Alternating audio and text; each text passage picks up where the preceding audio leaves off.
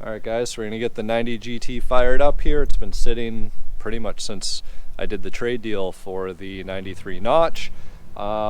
Today's the day that I'm going to be ripping out the motor and putting in the mystery motor that I just finished freshening up there the last week. So we're going to see how long it takes for me to get this hard out. You know, you guys might be wondering why do that? Why not enjoy the car the way it is? Well, I actually want to keep this motor for another project that I got, the 90 white Dutch notch that's sitting in the shop. So that's kind of the plan. You know, this is a pretty solid little car that I kind of want to have as a driver for now, and no real need to have it all boosted and all that other stuff. So the mystery motor should work good with the you know, the 289 heads, the B cam. You know, I'll keep all the long tube headers and exhausts that are on the car, so it should sound pretty good, go pretty good, and be a nice little cruiser. So this is going to be the priority here probably for the next week or so. Picked up a saline wing for it as well, so get that painted up and installed, and got some wheels off getting refinished. So going to change up the look of this car a little bit, and obviously change the power of the car a little bit as well.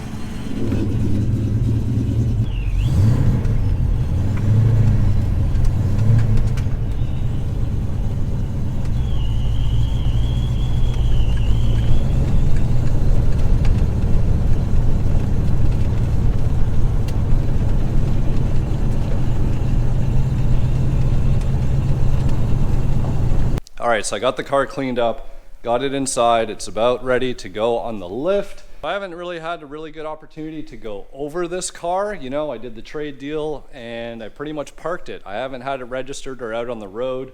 I have driven the car before we did the trade, obviously took it out for a good run to see how it performs, and that's why I want the motor out of the car to go into that white coupe that's sitting underneath that 4-post, kind of buried in the back.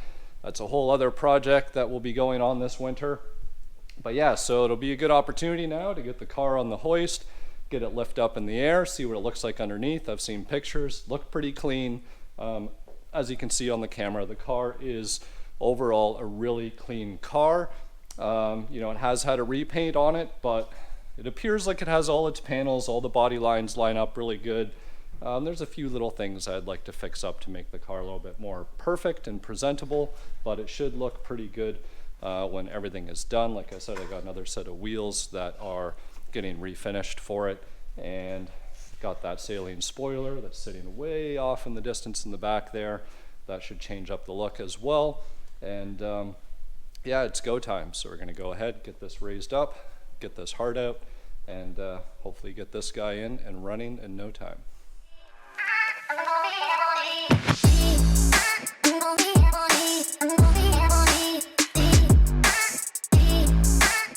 So the car is up in the air, having my first look underneath and really getting an idea of what type of supporting mods the car has, along with that built motor with the Vortech on it. So first thing I noticed obviously is these blue Tokiko shocks.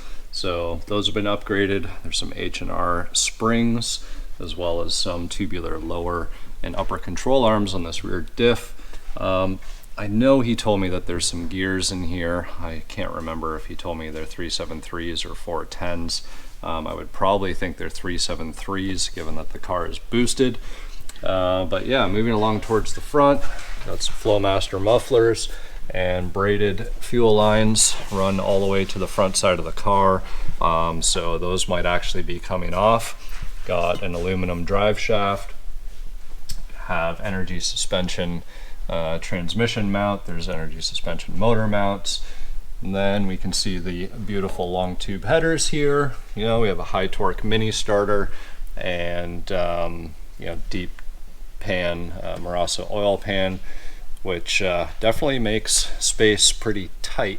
And you can see they actually notch the K-member just a little bit right there to be able to clear that pan.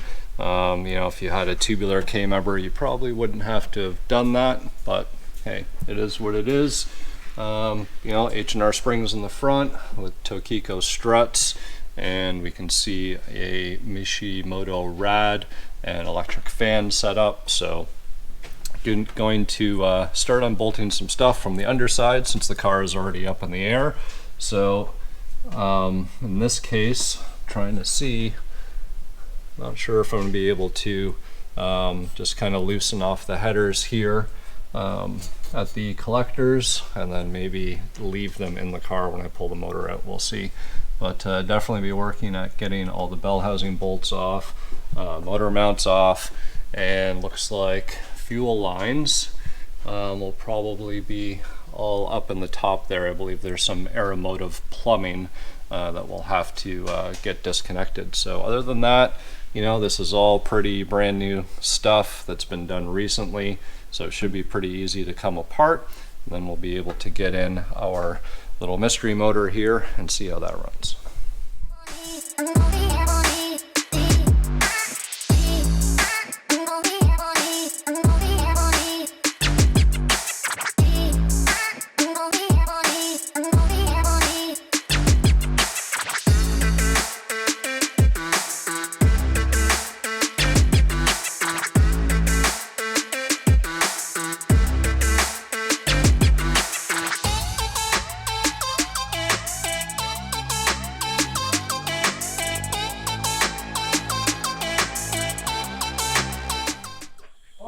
So for the record, I have no idea why there's a power dyne pipe on a Vortech setup. I'm assuming maybe they lost the discharge pipe or they had a plastic one and this one was laying around, but definitely gonna get that changed.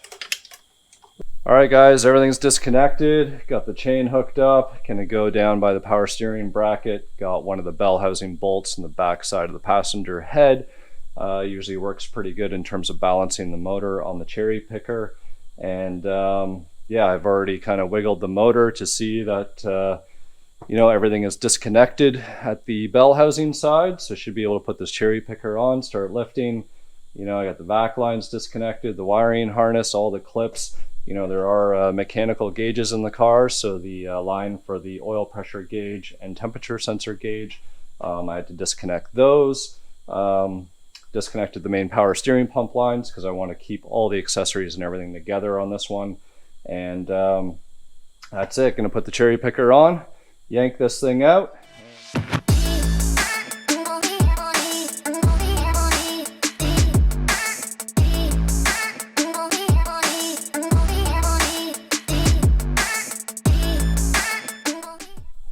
And just like that, the car's disappeared. But no, for real guys, the motor is out of the car. I just had to push it back so I could get the engine sitting down in a crate here. You can see, nice little collection of 5 liters. So you see the built 306 over here that we took out of the little coupe that could earlier this year. Here's the motor that we just took out, and it's gonna need a little bit of dishes done on it to detail and get that cleaned up. But otherwise, I think this thing will clean up really nice. There's no inner fenders in this car. So, you know, the previous owner was a contractor, so the car probably saw some dirty roads in areas and whatnot, which would make an engine not stay clean for very long. Now we got our mystery motor sitting here on the stand. Just gonna have to go ahead and get a couple things swapped over. Need to get a distributor in here, then swap over, get the flywheel and the clutch bolted on. I'm just gonna use the one that was on the motor that we just took out. So once we get that swapped over, then we can actually put this motor in the car. There is a Holley fuel pressure and regulator set up on here, so it might actually remove that and run new nylon lines back to the tank, and you know, that way just kind of clean some stuff up. I'll be able to use those braided lines with the AN fittings on another project. And otherwise, you can see the engine bay looks pretty good in here. There was a frame rail repair. See a plate welded on in there. This side looks pretty clean. So it's a pretty clean car otherwise, guys. Like, you know, it's nice that somebody has caught that and fixed it.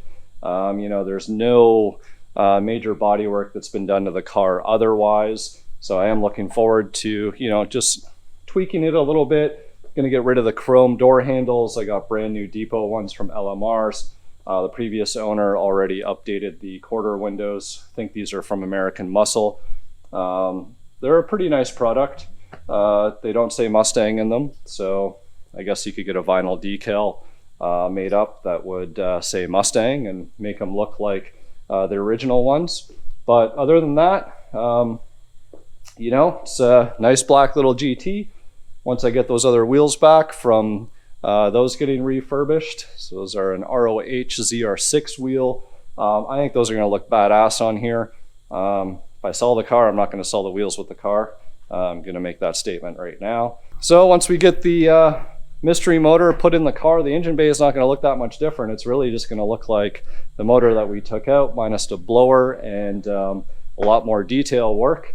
And you know, we'll clean up the rest of the bay in here. Looks like they had painted the bay, which they had actually painted the whole underside of the car. So just be able to clean stuff up, get the motor in here, you know, do some more detailing. It's going to look super clean. And like I said, so we just got to sort out the fuel line issue, which really isn't an issue. You know, like I said, we'll just take those braided lines out. We'll run new nylon ones and get this thing in there, fired up, and see how she runs. Hopefully I can enjoy it a little bit before the snow hits and stays. You know, we already got snow earlier in the week. You know, nothing to salt and sand the roads, which is important because we don't need any rust or corrosion on our Fox bodies, guys. So the next episode, going to be getting that motor in the car, get it running. Might even bolt the saline wing that I have that I've been working on. I can show you guys what I got sitting over here. I picked this up last week off a guy not too far away on Facebook Marketplace. So I've been block sanding and block sanding and block sanding and priming. I'm trying to get this thing straight. So, you know, it'll be a nice option on the car. If you don't like it, you know, can always go back to the factory GT wing. But I think it'll just, I don't know, something, because the car has a cowl hood. So when you have the cowl hood and then you have the saline wing kind of running off the back, so that side profile just kind of has a nice flow to it. You know, we'll get the stance sitting right, sitting on those ROHs. This thing's going to look mean. Not sure what I want to do with the headlights yet because taillights are already smoked.